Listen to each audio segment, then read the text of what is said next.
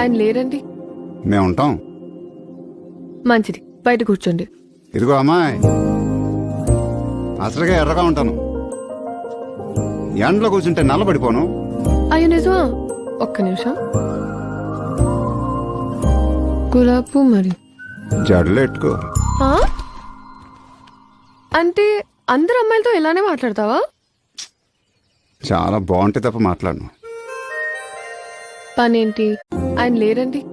మేము ఉంటాం. మంచిది, బయట కూర్చోండి. ఇదిగో అమ్మాయి, అసలుగా ఎర్రగా ఉంటాను.